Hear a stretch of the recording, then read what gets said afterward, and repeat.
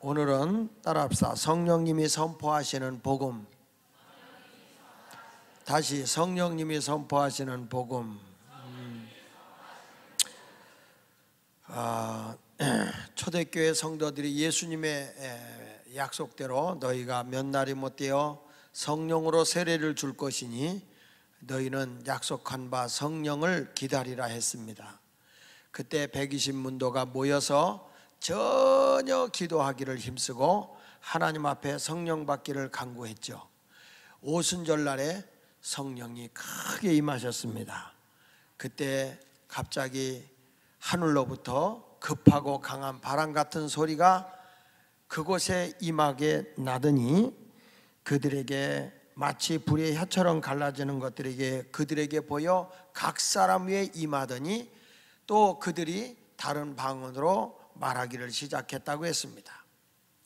이때 이들이 성령이 충만해서 성령의 언어를 쓰고 방언을 하기 시작을 하니까 그 당시에 이 오순절 우리가 말하는 이 오순절이라고 하는 77절 맥추절을 지키기 위해서 예루살렘에 모였던 수많은 그 바데인, 메다인, 엘람인, 메소포타미아, 유대와 갑바도기아, 본도, 아시아, 부르기아, 밤빌리와 애굽 및 구레네에 가까운 리비아 여러 지방 사람들이 로마로부터 그 예루살렘으로 그냥 다 왔는데 유대인과 유대교에 속해 있는 사람들이 다 이 절기를 지키려고 예루살렘에 모여 있는 거예요. 모여 있는데 이들의 120문도가 예루살렘의 마가다락방에 모여서 전혀 기도하고 힘쓰고 있을 때 성령이 강력하게 그들에게 임했는데 막 저들이 방언하고 하나님의 희한한 능력을 행하는 것을 보고 이런 말을 하죠. 12절에 보면 다 놀라며 당황하여 서로 이르되 이 어찌 된 일이냐. 여러분, 그리고 저들이 다 뭐라고 하냐면 어떤 사람은 저들을 조롱하면서 세술에 취했다고까지 얘기를 할 정도로 그 성령이 역사하고 희한한 하나님의 능력이 나타남에 대해서 상당한 사람들이 당황하고 있는 모습이 오늘 본문에서 나타나고 있습니다.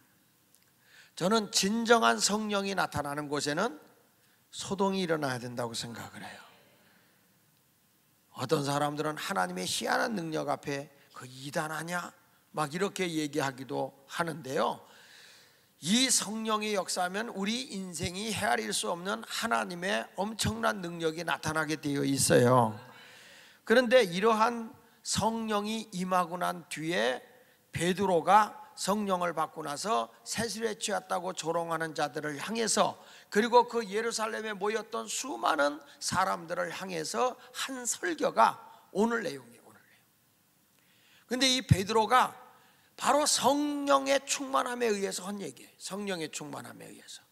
성령 받고 나면요, 자기 자의적으로 설교가 나오는 게 아니라 하나님의 감동에 의해서 말씀이 쏟아져 나오는 거란 말이야. 그러니까 이 오늘 설교는 베드로의 설교라기보다는 성령님이 베드로의 입을 통해서 전파하고 있는 내용이 오늘 내용인데, 이 설교가 얼마나 그 많은 사람들에게 감동을 주고 자극을 줬는지 회개하고 통회하고 자복하며 예수를 영접하고 예수를 믿게 된 사람들이 한 번 설교에 3,000명이 회개했다. 그만큼 이 설교는 엄청난 우리에게 능력을 가져다 주고 있고 상당히 중요한 메시지를 던져주고 있는 거예요. 여러분, 성령님이 역사하면 이 베드로가 전했던 메시지가 교회는 흘러가야 돼요. 신앙의 가장 근본의 본질적인 것은 예수님께서 사도들에게 복음을 전하고 사도들을 통해서 신앙이 세워졌던 초대교회와 같이 우리 예수마을교회가 초대교회와 같은 그런 신앙을 이어나가야 되기 때문에 오늘 말씀을 증거하면서 은혜를 받도록 하겠습니다. 오늘 베드로가 한 설교는 누구에 의한 설교라고요? 성령님에 의해서 선포되는 복음이었어요. 그래서 설교는 강연도 아니고 세미나도 아니고 성경 공부도 아니고 바로 성령님의 복음을 이렇게 전하는데 한마디로 뭐냐면 이런 것이다 그리고 선포하는 거예요. 그러니까 우리가 얘기할 때 너 이렇게 살아줄래? 이게 아니라 이렇게 살아라. 너 회개할래? 이게 아니라 회개하라. 선포예요. 선포. 그냥 주님은 그런 거예요. 너 전도해 볼래? 이게 아니에요. 전도하라. 땅 끝까지는 내 증인이 되라. 이렇게 하나님의 말씀은 선포입니다. 선포. 기분이 나빠도 아멘을 좀 하세요. 하나님의 말씀은 다 선포예요. 선포. 내 자리를 들고 일어나 걸어가라 이거예요. 얼마나 고생이 많았냐. 힘들겠지만 내가 짐은 들어줄 테니까 너 나의 손을 잡고 한번 기대해 볼래? 이게 아니야. 주님은 그런 게 아니야. 하나님의 능력의 말씀을 믿으면 이렇게 하라. 그러니까 성령의 사람은요, 사람의 말이 아닌 주님의 말씀 앞에 아멘 하고 따라가는 거예요. 그래서 그리스도 예수 안에서는 얼마든지 예가 되나니 아멘하여 하나님께 영광을 돌리는 자가 돼야지. 어떤 분들은 자꾸 하나님의 말씀으로 자기를 설득하려고 그러고 설득을 받으려고 하는 사람이 돼서는 안 돼요. 하나님의 말씀은 설득이 아니라 그냥 선포예요. 선포. 안식일을 거룩하게 지키라. 그냥 선포요. 할렐루야. 오늘도 여러분들이 이 말씀을 꼭 기억하시기를 바랍니다. 자, 그러면 오늘도 이 성령님에 의해서 선포되어지는 이 복음에 대해서 한번 살펴보도록 하겠습니다. 자, 오늘 성령님에 의해서 전해지는 이 복음이 어떤 내용이냐. 첫째로는 이 성령의 충만함이 뭐냐면 그 말씀에 성령님에 의해서 베드로를 통해서 전파되어지는 말씀이 하나님의 약속의 성취다. 이것은 사람이 자의적으로 인위적으로 하는 것이 아니라 하나님이 약속한 대로 성령이 임한 것은 그대로 하나님의 약속이 성취된 것이다. 이렇게 증거하는 거예요. 이렇게 아주 선포하고 있는 게 오늘 메시지예요. 자, 성경을 같이 읽어봅니다. 사도행전 2장 16절에 있는 말씀에 보니까 시작. 이는 곧 선지자 요엘을 통하여 말씀하신 것이니 일렀으되 하나님이 말씀하시기를 말세에 내가 내 영으로 모든 육체에 부어주리니 너희 자녀들은 예언할 것이요 너희 젊은이들은 환상을 보고 너희 늙은이들은 꿈을 꾸리라. 그때 내가 내 영을 내 남종과 여종들에게 부어주리니 그들이 예언할 것이요 그랬어요.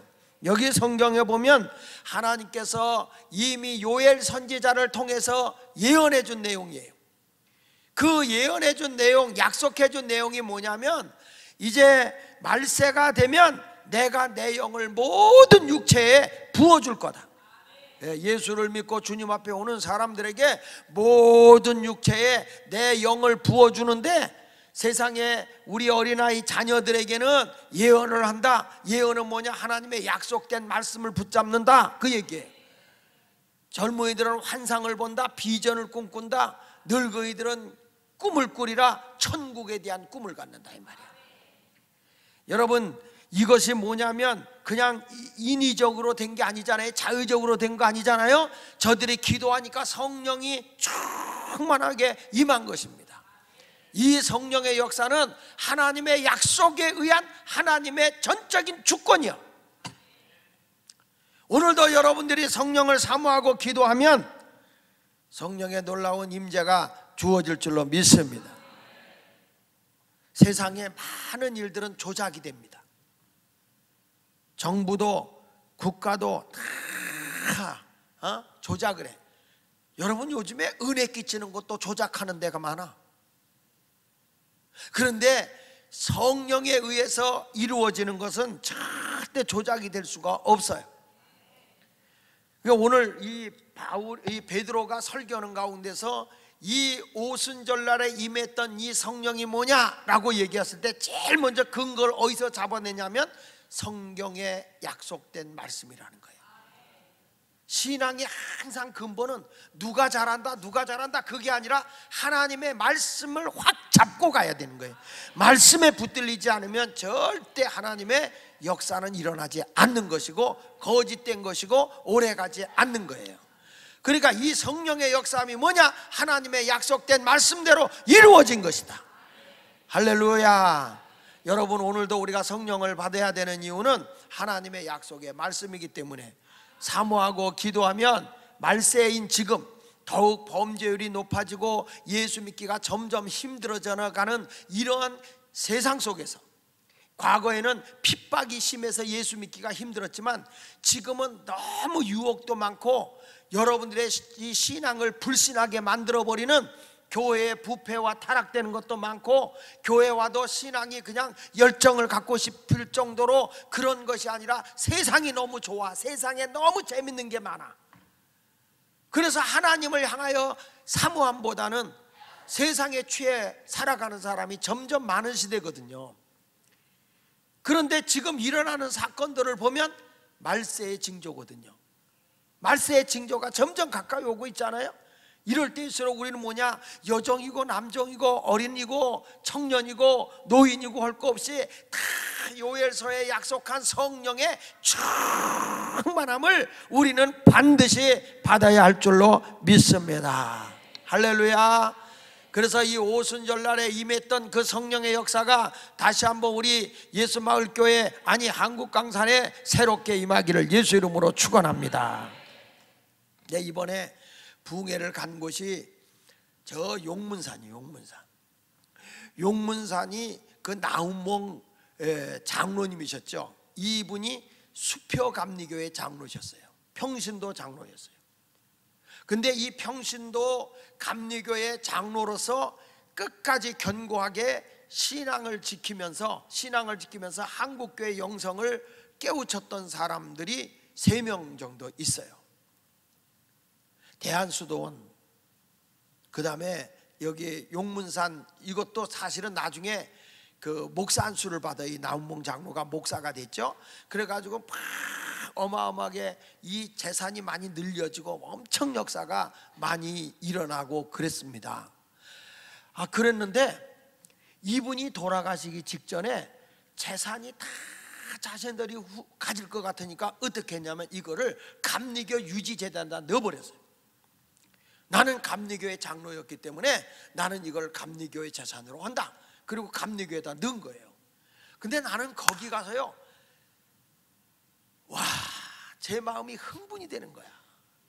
이 기도원 집회 3남년에 이 경상도 지역 집회를 이번에 했는데 진짜 하나님의 역사가 너무너무 크게 나타나가지고 3남년에 유례 없는 사상, 사람이 그렇게 기도원 집회에 많이 모여본 적이 없대요. 근데 더 나를 흥분시킨 건 그게 아니라 이 나훈몽 장로님이 그때 은혜를 일으키고 성령의 큰 역사가 일어날 때 이미 그 안에 예수 마을을 만들었더라고. 그 안에.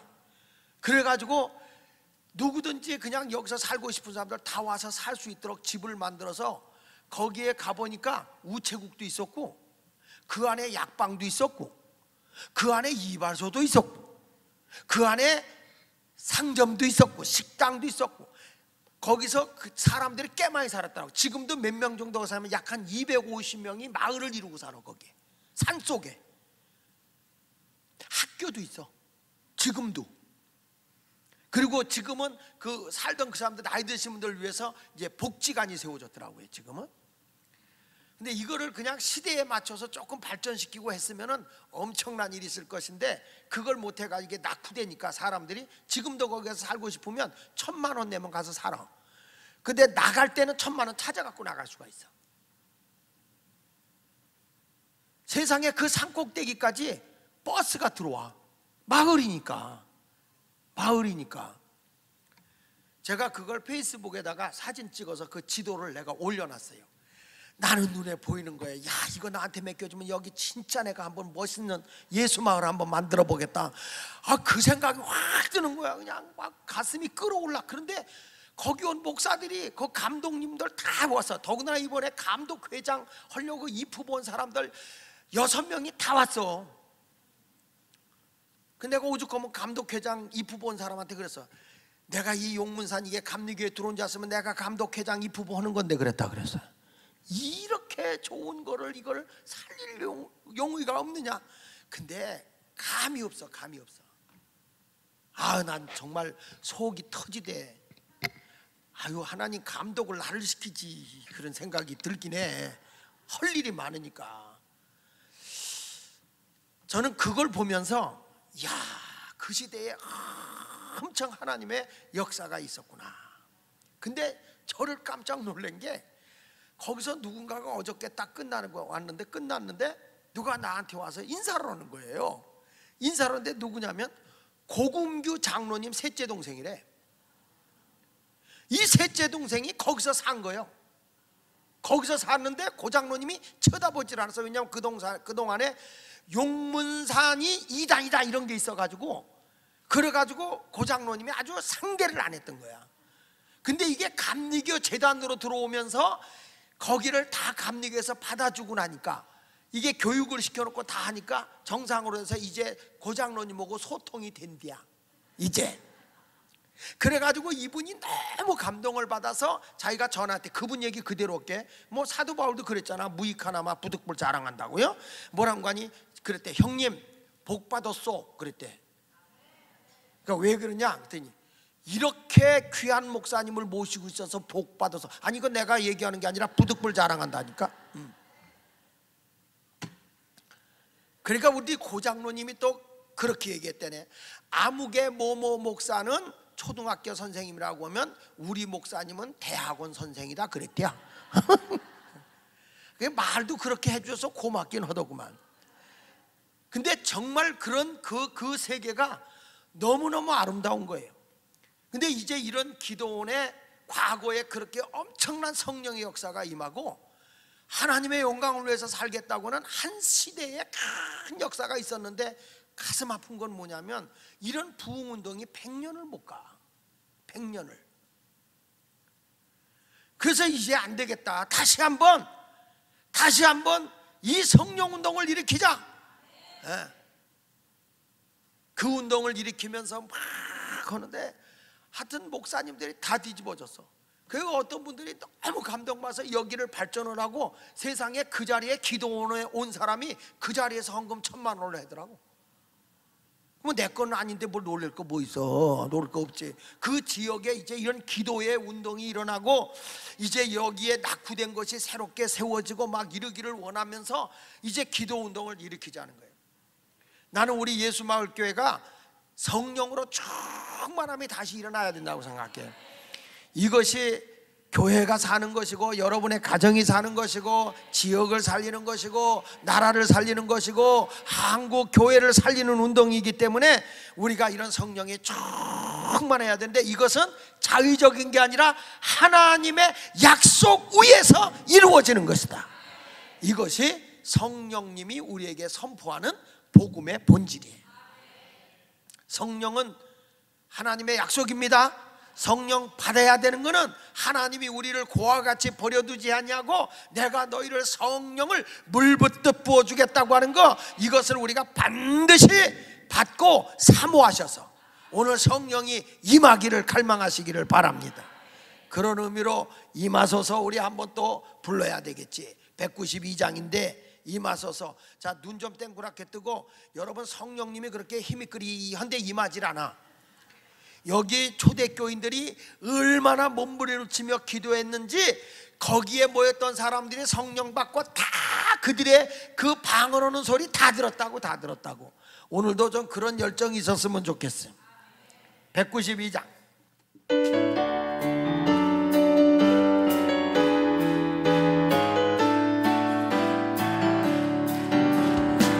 임하소서 임하소서 바람 같은 성령이여, 에스겔의 골짜기에 불어닥친 생명바람, 오순절날 다락방에 말씀으로 임하시며 나의 영을 사로잡아 새로 나게 하옵소서.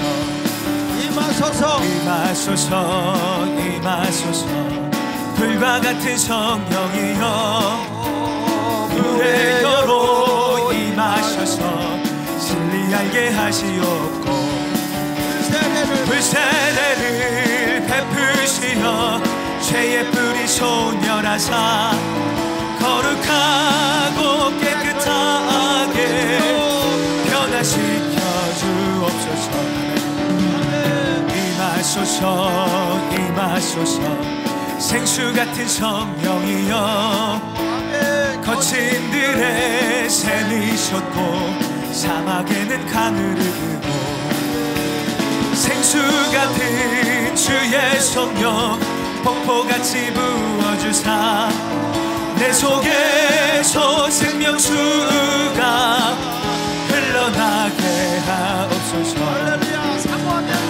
임하소서 임하소서 기름 같은 성령이여 아멘 은혜로서 치료하고 사랑으로 싸매시며 나의 영광 나의 삶이 강건하게 보전받아 어두운 세상 밝히 나아가 흘림받게 하옵소서.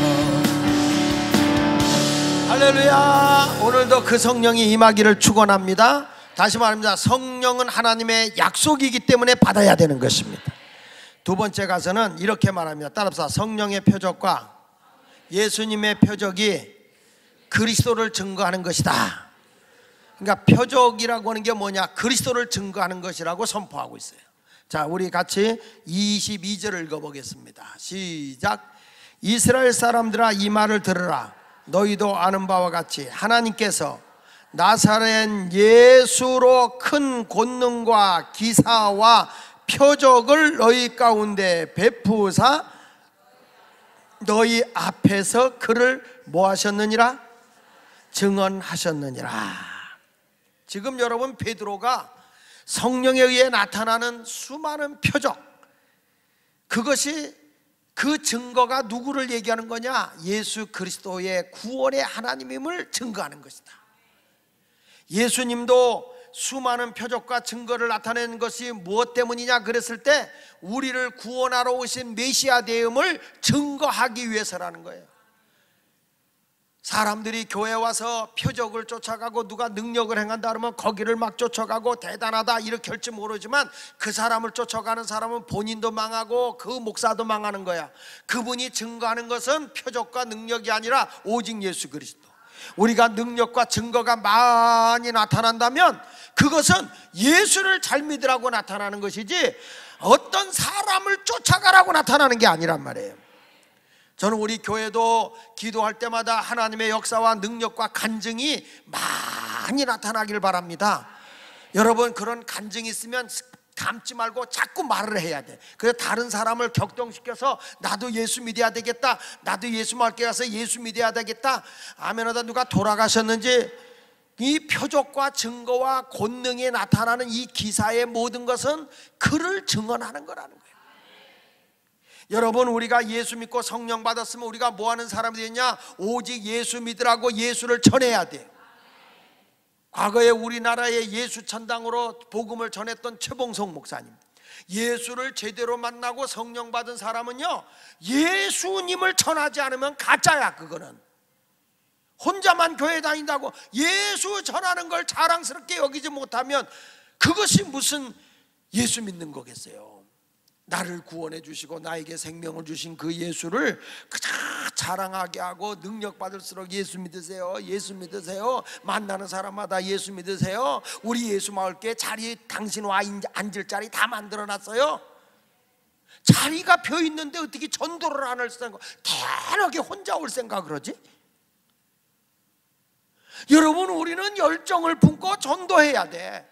이게요, 성령에 붙들림 받은 사람은 성령님도 예수를 전하고 예수님도 능력과 표적과 기사를 나타내면서 바로 메시아 되시는 분이다, 너희를 구원하러 오신 분이다, 이것을 계속 증거하잖아요.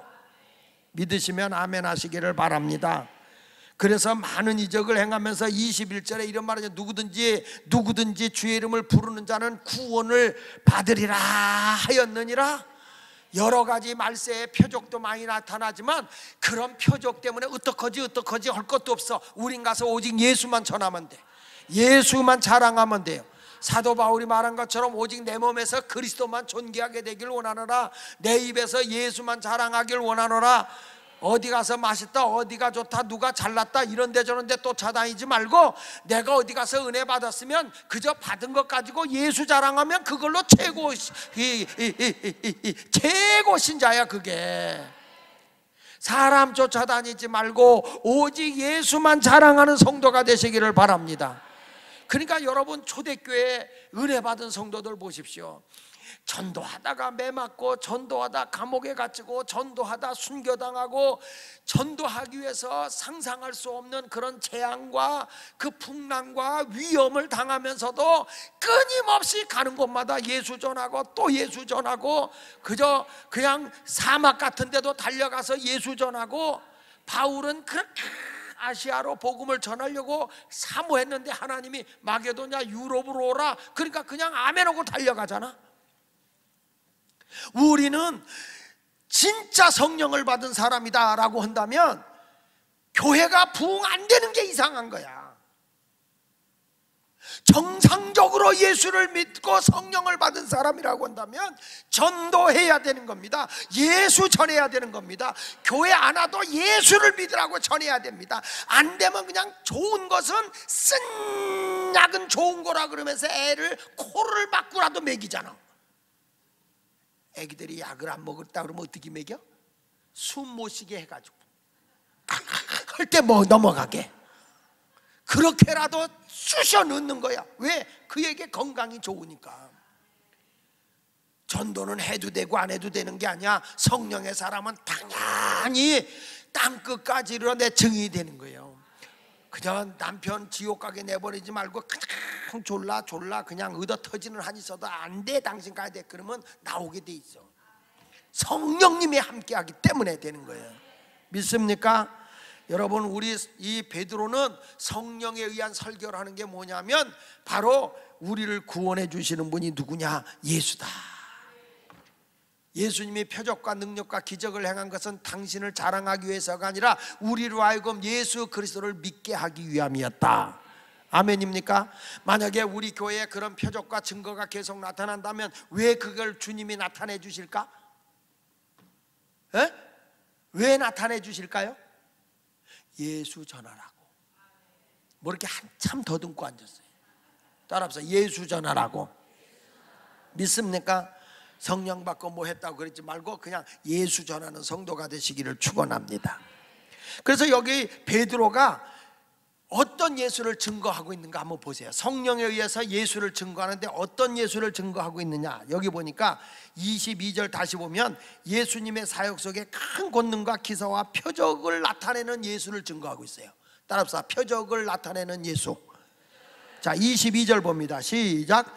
이스라엘 사람들아 이 말을 들으라. 너희도 아는 바와 같이 하나님께서 나사렛 예수로 큰 권능과 기사와 표적을 너희 가운데 베푸사 너희 앞에서 그를 증언하셨느니라. 정말 예수님은 이 세상에 계시는 동안에 많은 기사와 표적을 행하셨어요. 문둥병, 갈릴리에서는 문둥병자도 고치고 안진뱅이도 일으키고 봉사에 소경의 눈을 뜨게도 하시고 각색 병든 자 다 고쳐주시고 귀신도 쫓아내 주시고 막 풍랑도 잔잔하게 하시고 오병이어 기적도 행하셔서 12강지리도 남게 하시고 막 예수님의 초자연적인 역사가 엄청나게 많이 일어났어요. 그런데 예수님이 이런 많은 기적을 행해서 무엇을 한 거냐? 그들의 영혼을 구원하기를 원하셨다는 거예요. 예수님을 나타내고 자랑하려고 한 게 아닙니다. 하나님 나라의 복음을 전파하고 오직 메시아 되신 예수를 믿음으로써 저들이 지옥 가지 아니하고 천국 가게 하려고 영혼 구원하는 일에 예수님은 능력을 행하시고 표적을 행하셨다. 할렐루야. 저도 요즘에 기도하면서 하나님 앞에 그런 기도를 해요. 하나님, 성전 줘놓고 예배당이 이거 비면 안 되지 않습니까? 주님, 성령이 더 강하게 나타나게 하셔서 여기에 구원받는 수가 날마다 꽉꽉 모여지게 하여 주옵시고 구원의 수가 넘쳐날 줄로 믿습니다. 할렐루야.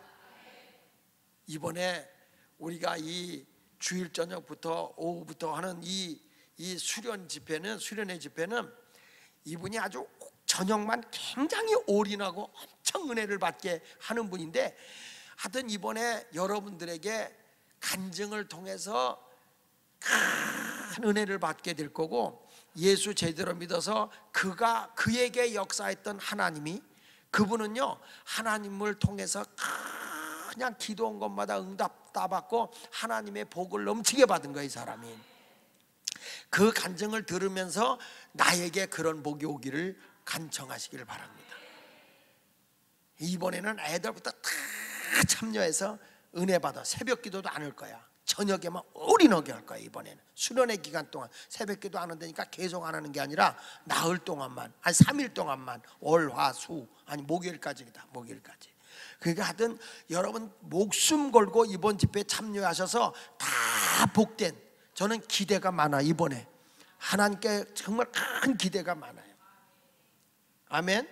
왜 목사가 이런 기대를 할 때는 이미 여러 군데서 제가 들은 바가 있어서 그래. 들은 바가 있어서 얼마나 하나님의 그 크신 은혜가 임하는지 놀라워. 나는 이분이 마음에 드는 게 뭐냐면, 하여튼 딱 집회가 시작되면 아침부터 저녁 집회할 때까지 꿈쩍을 안 해. 오직 집회만을 위해서 기도하고 있는 거예요. 이 교회에 하나님의 큰 역사가 있기를 위해서 기도하는 거예요.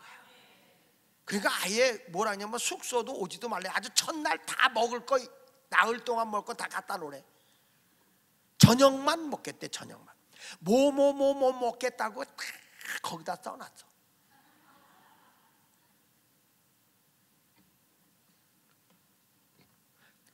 여러분 이번에 하나님의 큰 역사를 이루시기를 축복합니다. 자, 그 다음에 여기서 이 예수님이 표적과 기사와 능력을 행하셔서 예수를 통해서 구원의 입증을 나타냈다. 구원받도록 증거하셨다. 두 번째 가서 뭘 하신 분이냐, 예수님이 어떤 분이냐, 여기 이렇게 말했어요. 23절 읽어보세요. 23절 시작. 그가 하나님께서 정하신 뜻과 미리 아신 대로 내준 바 되었거늘 너희가 법 없는 자들의 손을 빌려 못 박아 죽였다. 따라합시다. 십자가 위에서 하나님의 뜻을 이루어 드린 분이다. 다시, 예수님은 십자가 위에서 하나님의 뜻을 이루어 드린 분이다. 그걸 얘기하는 거예요. 여기 보면요, 예수님은 십자가 위에 죽기까지 한 건 하나님의 뜻에 순종하신 거예요. 그걸 지금 얘기하는 거예요. 여러분 이 복음의 핵심이 뭐냐면 다 예수잖아. 예수님은 오직 하나님의 뜻에 순종하셨다. 그리고 뭐냐면 법 없는 자들의 손을 빌려, 이게 굉장히 중요한 말씀이에요. 따라합시다. 법 없는 자들의 손을 빌려. 여기서 법은 뭐냐면 율법이에요. 율법. 그러니까 이방인이죠. 그러니까 예수님을 누굴 통해서 죽였냐면 로마인을 통해서 예수를 죽였다는 거예요. 누가? 유대인들이. 이스라엘 사람들이 예수를 죽였잖아요. 메시아를 죽였잖아요. 몰라? 이 동네는 정말 답답하네. 메시아를 유대인들이 죽인 거야. 자기하는 사모하는 메시아를 자기들이 죽였어요. 누굴 통해서? 법 없는 자, 이방인인 로마인을 통해서 예수를 죽였다는 거예요. 그런데 저는 이 말씀을 통해서 우리가 깨닫는 게 뭐냐면, 누가 예수를 죽였냐, 지금에 와서 유대인들이 죽였다, 이게 아니라 성경을 자세히 보면 내가 예수를 죽였다는 거예요. 법 없는 자들을 통해서 내가 죽였다. 뭐 때문에? 나의 허물과 죄 때문에 예수님을 십자가에 죽게 했다는 거예요. 누구를 통해서? 법 없는 저들을 통해서. 여러분 이게 얼마나 무서운 말씀이에요. 하나님이 여러분과 저를 보고 지금 뭐라고 하는지 아십니까? 넌 살인자야, 그거예요. 하나님의 아들을 죽인 살인자. 이방인들을 통해서 대신 죽게 했다. 우리는 아직도 그게 감동으로 안 와. 예수님이 십자가에서 죽은 건 뭐냐? 내 허물과 죄 때문이잖아요. 내 죄를 대신해서 죽으신 거 아닙니까? 그러니까 누가 예수를 죽인 거냐고. 내가 죽인 거예요. 이 말씀을 강하게 받은 사람이 유대인들이란 말이에요. 그러니까 이때에 그들의 이 말씀을 듣고 우리가 어찌할꼬 찔림을 받고 회개한 거야. 이 말씀을 듣고. 요즘에는 이런 설교를 너무 많이 들어서 그냥 지식적으로 이해하고 넘어가. 지금 얼마나 무서운 말이야. 여러분이 하나님의 아들을 죽인 자라니까? 야, 이 살인마들아, 대답 좀 해봐. 예수를 내가 죽인 거예요. 내가 빌라도에게 고난을 받으사가 아니고 나 때문에 예수님이 고난을 받고 내 죄 때문에 십자가에 죽은 거란 말이야. 그 말씀이 내게 와서 찔림이 돼야 되거든요. 근데 이 당시에 이 말씀을 들은 사람들이 막 찔림을 당해가지고 여기 37절에 보면 그들이 이 말을 듣고 마음에 찔려 베드로와 다른 사도들에게 물어 이르되 형제들아 우리가 어찌할꼬? 베드로가 이르되 너희가 회개하여 각각 예수 그리스도의 이름으로 세례를 받고 죄 사함을 받으라. 그리하면 성령을 선물로 받으리니. 그랬단 말이에요. 이런 말씀을 들어도 우리가 전혀 찔림이 없는 거라. 근데 초대교회는 예수님을 당신들이 죽였어 라고 하는 말을 했을 때 저들이 찔린 거죠. 예수님은 물론 하나님의 뜻대로 십자가 위에서 순종하여 죽은 것이지만은, 그러나 이 복음의 본질적인 것을 보면 법 없는 자들이 죽였다. 로마인들이 누구를 대신해서? 나를 대신해서 죽인 것이다. 그러니까 실질적으로 예수님을 십자가에 죽게 한 분은 누구냐라고 물어보면 내가 예수를 죽인 것이다. 이것에 대해서 우리가 회개하고 가슴을 쳐가며 해야 돼요. 여러분들도 모르는 사이에 하나님의 아들 독생자 예수를 죽인 살인범이야. 나도 여러분도. 어찌 하나님 앞에서 우리가 떳떳하고 당당하게 설 수 있겠어요? 근데 교회 안에 그런 회개가 없고 그런 찔림이 없으니까 그 말씀이 육신으로 로고스로 나에게 와야 되는데 그런 말씀이 내게 안 오는 거예요. 안 오는 거예요. 그래도 우리는 감사해야 되는 게 세 번째 복음의 본질이 뭐냐면 예수님에 대해서 얘기하게, 그 예수, 내가 죽인 예수, 그 예수는 부활했다. 성경을 봅니다. 24절 보겠습니다. 24절 시작.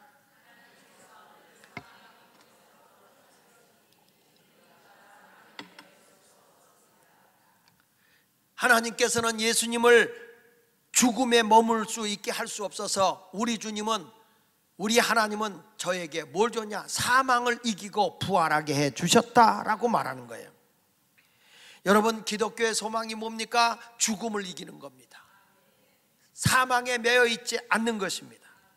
이것을 지금 우리가 보면 성령의 세례를 받고 나서 성령에 의해서 베드로가 증거하고 있는 거예요. 예수님이 수많은 능력을 행한 것, 그분이 그리스도임을 증거하려고 한 것이고, 그리고 예수님이 십자가에 죽은 하나님의 뜻에 순종하는 것이지만은 실질적으로 법 없는 자를 통해서 내가 예수를 죽인 것이다. 그걸 증거하고 있고, 그 내가 죽은 예수님은 나의 모든 허물과 죄를 용서해 줬을 뿐만 아니라 나를 의롭게 하기 위해서 부활하신 예수다. 할렐루야. 그래서 성령 세례가 뭐냐라고 물어보면 저는 이렇게 생각해요. 예수 그리스도의 생애, 예수 그리스도의 죽음, 예수 그리스도의 부활을 증거하는 것이 성령 세례다.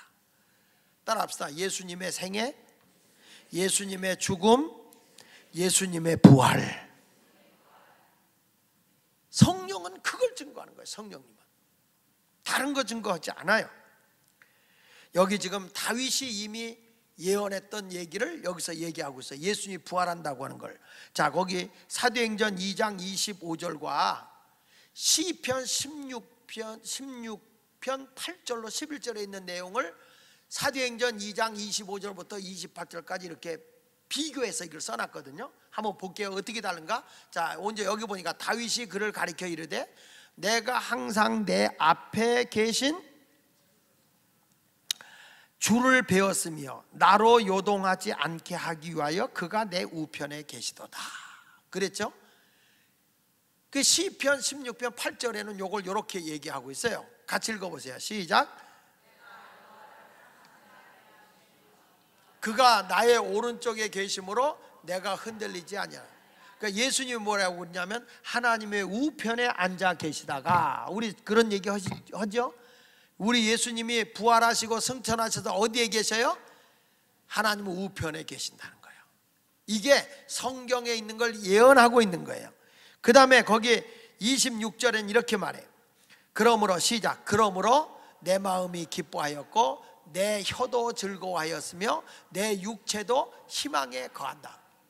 야, 여기 보니까요, 내 마음이 기쁘고, 왜냐하면 예수님이 부활했으니까, 그리고 하나님의 보좌에 가서 천국에서 하나님 우편에 계신 걸 보니까 내 마음이 기뻐하고 내 혀도 즐거워하고 내 육체도 희망에 거한다. 시편 16편 9절에도 요 내용을 이렇게 표현했어요. 시작. 이러므로 나의 마음이 기쁘고 나의 영도 즐거워하며 내 육체도 안전히 산다. 그러니까 여러분, 우리가 부활을 믿는다고 하는 사실은 나도 죽음을 두려워하지 않는다는 거예요. 여러분, 예수 믿는 게 얼마나 귀한 일인지 몰라요. 그 다음에 10절에는 또 27절에는 또 이렇게 말해요. 이는 내 영혼을 음부에 버리지 아니하 무덤에 버리지 아니하시며 주의 거룩한 자로 썩음을 당하지 않게 하실 것이미로다. 이게 다윗 때 예언한 거예요. 다윗 때. 자, 보세요. 10절에 뭐라고 하냐면 이는 주께서 내 영혼을 스올에 무덤에 버리지 아니하시며 주의 거룩한 자를 멸망시키지 않을 것임이니이다. 그 내용이 조금 바뀌지만 그 내용이잖아요. 그렇죠? 그 다음에 28절에 보니까 뭐라고 했냐면 주께서 생명의 길을 내게 보이셨으니 주 앞에서 내게 기쁨이 충만한 게, 여러분, 주님이 우리에게 생명의 길을 준 거야. 우리는 죽어도 산다니까요. 시편 16편 11절은 요걸 요렇게 말했어요. 시작.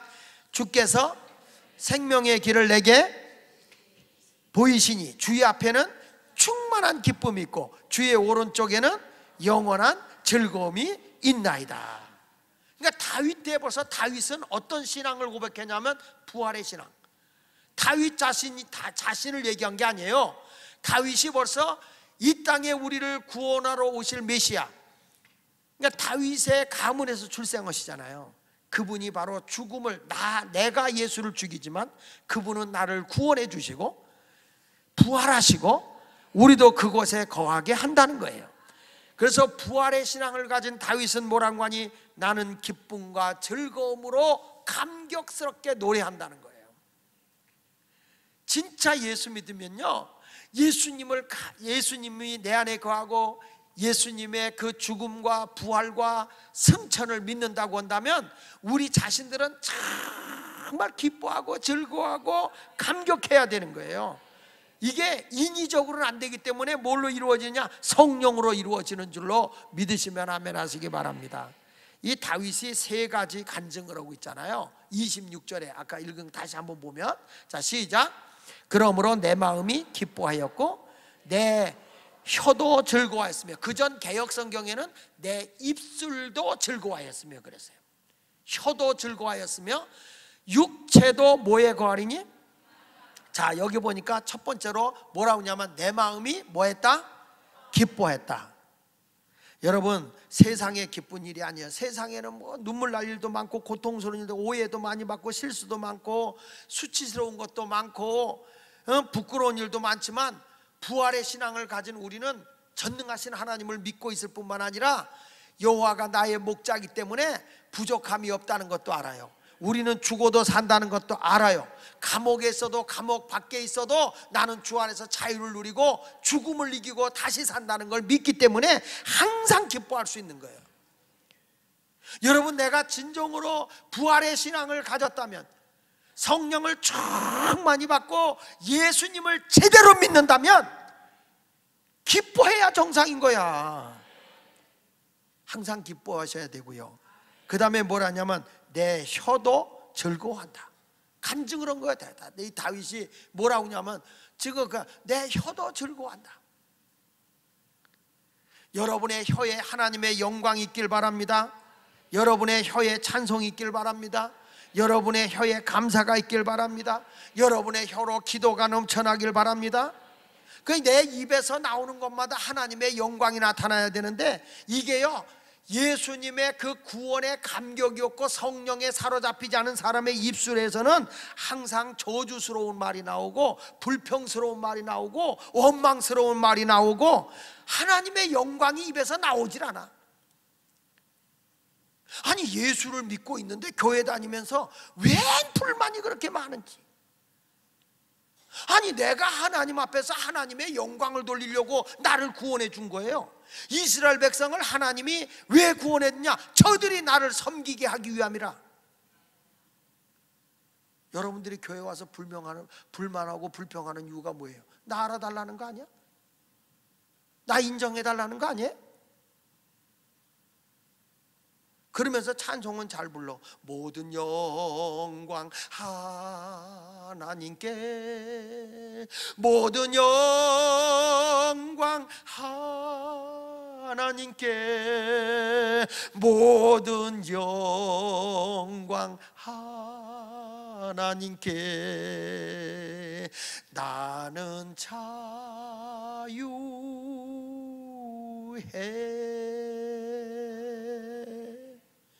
찬송을 시원찮게 하니까 아멘도 시원찮게 하네.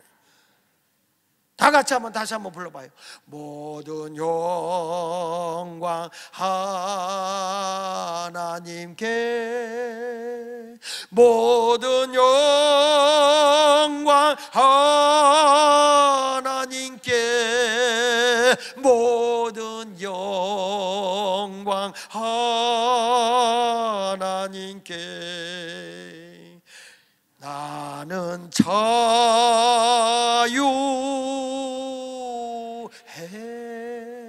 할렐루야. 제발 우리가 오늘 여기서 다윗이 고백한 것처럼 내가 성령을 받고 예수를 알았느냐, 내 혀에 즐거움이 있어야 된다. 하나님께 찬송이 있고 영광이 있고 기쁨이 있는 그런 아름다운 영광의 삶을 살아가는 여러분의 혀가 되시기를 바랍니다. 내 혓바닥에서 불평이나 원망이나 이런 말 하지 말고 하나님께 영광이 되는 언어를 쓰는 사람이 된다면 이 사람이 성령의 사람이요 예수를 제대로 맞는 사람인 줄로 믿습니다. 그리고 무엇을 간증했냐면 육체도 희망의 거리니. 자, 마음이 기쁘고 혀가 즐겁고 육체도 희망이 넘치고. 아멘. 이게 뭐냐면 부활의 희망이야. 부활의 희망. 우린 죽어도 다시 산다. 예수 안에 내가 온전히 살고 있으면 예수님이 다 내 모든 걸 다 짊어지셨기 때문에 그 안에서 자유를 누리고 살아야 돼. 진짜 예수를 만난 사람은요 얼마나 행복하게 사는지 몰라. 이번 주일 낮에 한 번 더 할 거야. 아주 깊은 메시지를 전할 거예요. 여기 한번 보십시오. 사도행전 2장 27절에 이렇게 말합니다. 시작. 이는 내 영혼을 음부에 버리지 아니하시며 주의 거룩한 자로 썩음을 당하지 않게 하실 것이미로다. 얼마나 감사해. 여러분 이제 안서 부활을 주시는 거예요. 영원히 없어지는 자가 아니요 다시 살아. 우리는 여기 보십시오. 28절에 시작. 주께서 생명의 길로 내게 보이셨으니 주 앞에 나로 기쁨이, 주 앞에서 내게 기쁨이 충만하게 하시리로다. 아멘. 주께서 내게 생명의 길을 보이셨는데 주 앞에서 내게 기쁨이 충만했다. 여러분 이 죽어도 산다는 이 확실한 소망을 가지고 사는 사람이 두려울 게 어디 있고 짜증낼 게 없어. 그냥 기쁨이 충만하게 사는 거죠. 믿습니까? 그러니까 다윗이 말한 부활의 기쁨이 예수 그리스도 안에서 부활이 이루어지는 거예요. 이 믿음을 가져야 되는데 29절부터 31절까지 더 구체적으로 얘기하네. 시작. 형제들아, 내가 다윗 조상 다윗에게 대하여 담대히 말할 수 있노니 다윗이 죽어 장사되어 그 묘가 오늘까지 우리 중에 있도다. 그는 선지자다. 지금 다윗 얘기하는 거 아니다 이 말이야. 메시아 대신 예수 얘기하는 거라. 그는 이미 죽어서 무덤에 있다. 그 다음 읽어보세요. 하나님이 이미 맹세하사 그 자손 중에서 한 사람을 그 위에 앉게 하리라 하심을 알고, 그 다음에 미리 본고로 그리스도의 부활하심을 말하되. 그러니까 지금 여 부활은 다윗에 대한 부활이요 그리스도에 대한 부활이요. 그리스도의 부활을 말하되 다 같이 저가 음부에 버림이 되지 않고 육신이 썩음을 당하지 아니하시리라. 이미 다윗의 가문에서 메시아가 출생할 걸 말씀하고 난 뒤에 그리스도가 우리의 허물과 죄를 위해서 다 죽지만 그분은 절대 육체가 썩어 없어질 뿐이 아니라 다시 부활하신다. 이미 성경에 다 예언되어 있는 거예요. 31절 한번 다시 읽어보세요. 시작. 미리 본고로 그리스도의 부활을 말하되 그의 음부에 버림이 되지 않고 그의 육신의 썩음을 당하지 아니하리라 하시더니. 나는 이 말씀이 예수님의 부활이 나의 부활이고 예수의 부활이 나의 부활이고 예수님의 승천이 나의 승천이고 예수님의 천국이 나의 천국이고 예수님의 재림이 나의 재림이에요. 그러니까 성령이 충만하게 받으면 예수님의 죽음도 내 죽음 때문이고 나의 허물과 죄 때문에 죽은 것이고 예수님의 부활도 나도 생명으로 인도하기엔 부활의 첫 열매가 되신 것이고 예수님이 승천해서 하나님의 보좌에 간 것처럼 우리도 썩지 아니할 몸으로 승천한다고 했으니까 승천할 것이고, 그리고 예수님이 마지막 때 믿지 않는 사람을 심판하러 오실 재림의 예수로 오신다고 그랬잖아요. 그러니까 그 예수를 내가 철저하게 믿고 감격하고 살아야 돼요. 그러니까 우리가 가면서 이런 찬송 있잖아요. 예수 죽음 내 죽음, 예수 부활 내 부활, 예수 승천 내 승천, 예수 천국 내 천국, 예수님 내 주여 내 중심에 오셔서 주님 한 분만으로 만족하옵니다. 다시 한번 예수 죽음, 다시 예수 죽음, 예수 죽음 내 죽음, 예수 부활, 예수 승천 내 승천, 예수 천국 내 천국. 다시 한번 해볼까요? 다 외워. 다시 예수 죽음, 예수 부활, 예수 승천, 예수 천국, 예수님 내 주여 내 중심에 오셔서 주님 한 분만으로 만족하옵니다. 근데 얼굴이 이 주님하고 한 몸이 돼야 되는데 우리 반주 좀 다시 해라. 자, 여러분, 이게요 그냥 내 삶으로 다가왔으면 좋겠어. 이 말씀이, 이 베드로의 이 말씀이 얼마나 행복을 갖다 줬으면 3,000명이 이 말씀에 녹아나냔 말이야. 근데 우리는 안 녹아난단 말이야. 이게 말씀이 육신이 돼야 되거든요. 큐.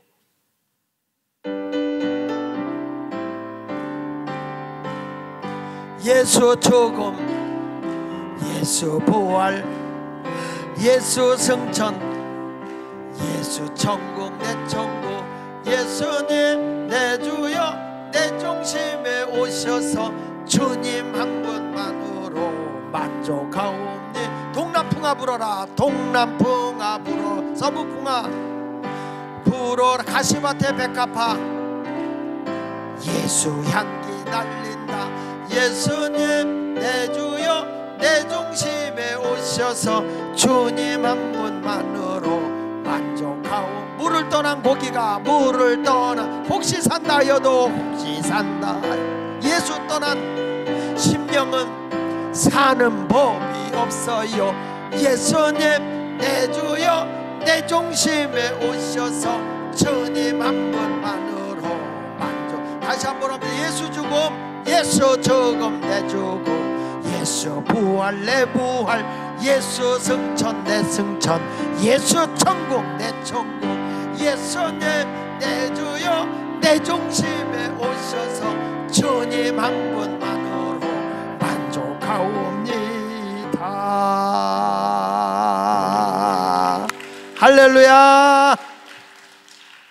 참, 우리 과거에 제가 벌써 부흥회를 다닌 지가 한 38년 됐으니까 그 초창기 때 이 찬송가가요, 이 복음성가가 다 아주 복음의 본질적이야. 아주 요즘에는 좀 그게 좀 조금 본질이 떨어지는데 그냥 그 말씀 속에 다 있는 걸 녹여냈어, 그냥 복음성가에. 그러니까 여러분 오늘 말씀을 보면서 이 바울이, 이 베드로가 이 말씀을 증거하는데 예수님의 부활이 나의 부활이고 예수님의 죽음이 내 허물과 죄 때문에 내가 죽인 것인데, 그분이 승천하실 때 우편에 계시지 나도 하나님의 보좌 우편에 쓸 자거든요. 영적으로 승리했던 24장로가 하나님의 보좌에서 지금 주님을 찬양하고 있잖아요. 우리도 그와 같은 일이 이루어진단 말이에요. 그래서 성령의 충만함을 받고 진리에 묶여 사는 성도들이 되시기를 주의 이름으로 축원을 드립니다. 할렐루야. 자, 거기 성경을 보니까 32절에 또 이렇게 말하잖아요. 자, 시작. 이 예수를 하나님이 살리신지라 우리가 다 이 일의 증인이다. 베드로가 지금 성령이 충만해서 하는 얘기가 뭐냐면, 내가 지금 뭘 증거하고 있느냐, 내가 무엇의 증인이냐? 예수님의 죽음, 예수님의 부활, 예수님의 승천, 그거에 대한 우리가 증인이다. 그러니까 여러분 남편도 우리의 자녀도 우리의 친척도 다 예수를 믿게 해야 돼. 예수의 죽음이 내 죽음이고 예수의 부활이 내 부활이고 예수의 승천이 내 승천이고 예수의 님이 계신 천국이 내 천국이라는 것을 알고 그 예수를 전하지 않으면 안 돼. 이건 확실히 믿어야 됩니다. 믿습니까? 그러니까 이 성령의 충만함을 받으니까 베드로가 말이야, 이 복음의 본질을 감격적으로 얘기하는 거야. 33절에도 보니까 이렇게 말하잖아요. 자, 시작. 하나님이 오른손으로 예수를 높이사 그가 약속하신 성령을 아버지께로 받아서 너희가 보고 듣고 이것을 부어 주셨느니라. 하나님이 오른손으로 누굴 높였어? 그가 약속하신 성령을 아버지께 받아서 너희가 보고 듣는 이것을 부어 주셨느니라. 나는 요 한 절이요, 한번 33절 다시 한번 읽어봐. 이게 베드로가 설교한 아주 핵심의 한 구절이야. 이게 베드로의 설교한 핵심의 한 구절. 자, 한번 보세요. 시작. 하나님이 오른손으로 예수를 높이시매 그가 약속하신 성령을 아버지께 받아서 너희가 보고 듣는 이것을 부어주셨다. 자, 여기 보니까 성부, 성자, 성령 다 나와 있는 거예요.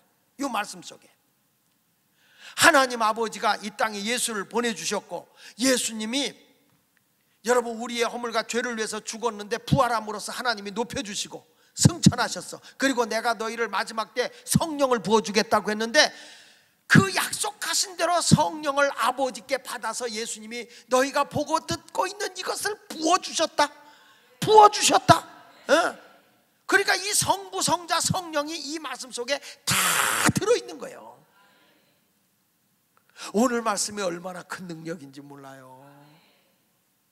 이 초대교회는요, 나가서 복음 전하는 게 전부 다 예수님밖에 없어. 요즘에는 막 능력해가 병고쳐 그거지만 오직 예수야. 예수, 예수밖에 없어. 진짜 성령의 역사는 예수밖에 없는 거예요. 자, 거기 보세요. 뭐라 하냐면, 다시 한번 33절에 보니까 하나님이 오른손에 예수를 높이고 약속하신 성령을 아버지께 받아서 너희가 보고 듣는 이것을 뭐 했다고요? 부어주셨다. 그러니까 하나님은 사망 권세를 깨뜨리시고 부활하신 승리의 메시아를 높여주시고, 그분이 다시 우리의 다스리고 구원해 주신 그분이 세상을 심판하기 위해서 재림하실 거 아닙니까? 아멘.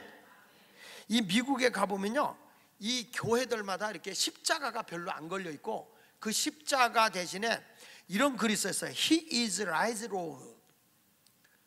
이 He is risen Lord라는 말을 쓴 게 뭐냐면, 그는 부활하셨다. 십자가에 죽은 예수를 이렇게 생각하게 하는 게 아니라 부활의 예수를 증거하는 거예요. 부활의 예수.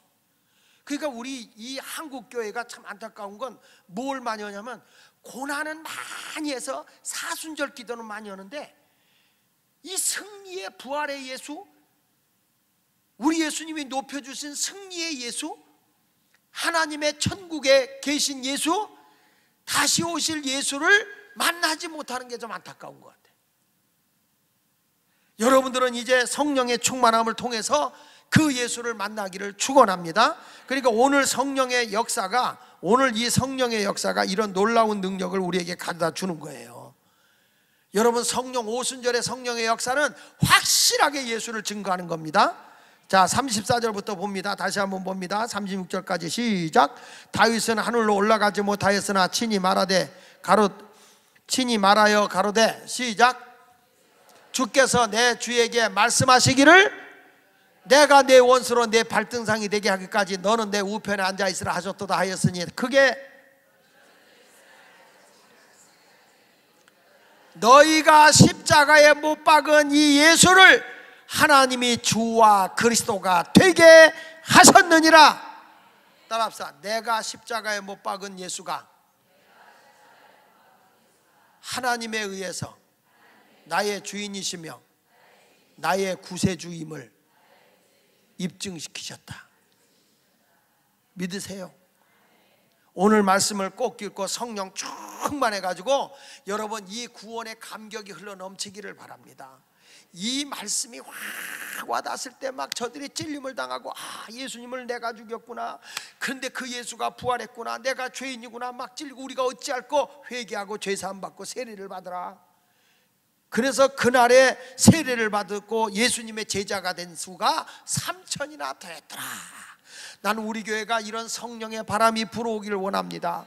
이 성령의 강력한 오순절의 역사를 통해서 예수가 전해지고, 그 예수를 만나고, 예수의 죽음 내 죽음, 예수 부활 내 부활, 예수 승천 내 승천, 예수 천국 내 천국이 되는 그런 일들이 오는 사람마다 다 경험으로 나타나는 그 교회가 어느 교회?